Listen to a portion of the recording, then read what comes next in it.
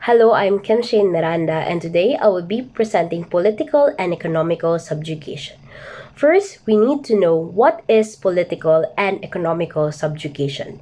So, political and economical subjugation refers to the act of dominating or controlling one group or individual or entity by another through political and economical means. It typically involves the exercise of power and authority to suppress or subdue rights, freedom, and autonomy of the subjugated party. So this results to significant power to the subjugators. So if you're wondering what subjugated means, subjugated means being dominated, controlled, or oppressed by another party.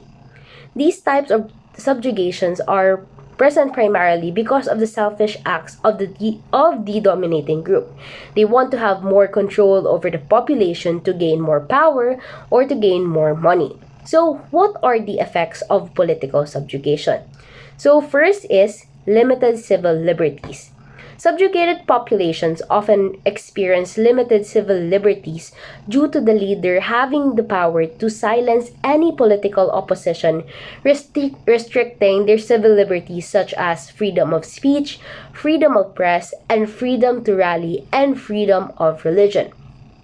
So, one of the reasons why there is a limitation of civil liberties during political subjugation, it's because of the dominating group fearing political opposition. By restricting their rights, they can control over the mass population. So, second is the loss of freedom and autonomy. As their rights and options are limited, the population of a subjugated society frequently experience a loss of personal freedom and autonomy.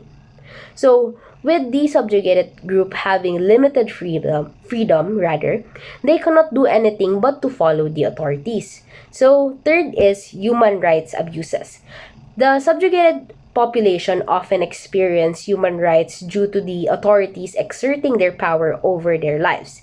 As I have stated earlier, one of the main reasons why there is subjugation is due to the fact of the selfish acts of the dominating group to gain more power over the population. So fourth is manipulation of information. So political parties manipulate information in order to take control over the population. They often use this strategy to create a false image.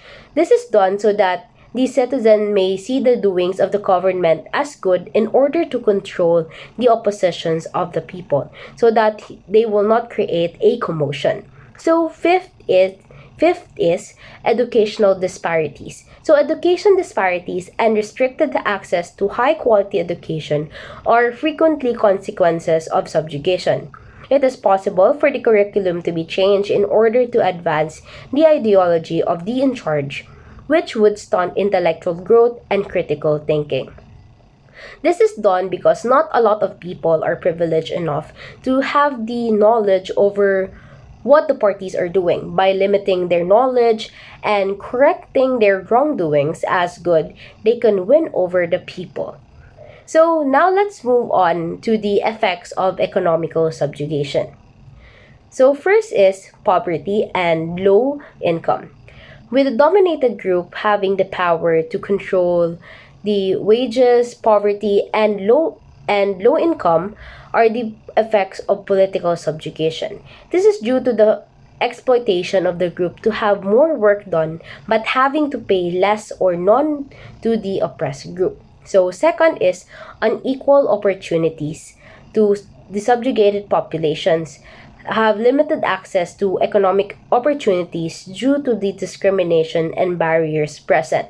So, since there is a visible line between the oppressors and the oppressed, discrimination is often seen. Due to this, it creates unequal opportunities to them since they are seen as lowly.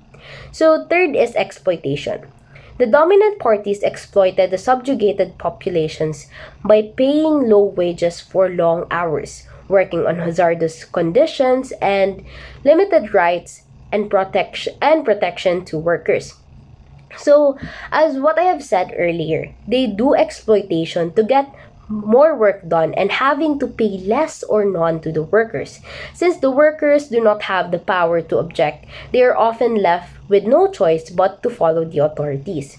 So last is the resources exploitation. So this refers to the land and resources owned by the subjugated population are exploited without little to no compensation. So this leads to limited resources to the subjugated group population, and then this leads to poverty. So here are some example of political and economical subjugation. So first is authoritarian. In authoritarianism, the government seeks to control not only the economy but also the politics, but also the public and private life of the citizens to follow a certain specific ideology imposed by the government. As seen on the picture, an example of totalitarianism is Germany under the leadership of Adolf Hitler. So during his regime, he controlled the politics and economy of Germany. Many people suffered due to this, and many violations happened during his time, most especially abuse in human rights. So, second is martial law. Martial law. Political freedoms and economic activity can be severely restricted under martial law, which typically involves the suspension of regular civilian governance and imposition of military authority.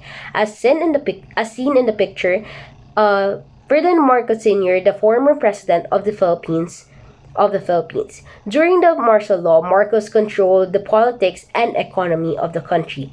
Many violations also happened in martial law, such as human rights violation, manipulation of information, educational disparities, and limited civil liberties.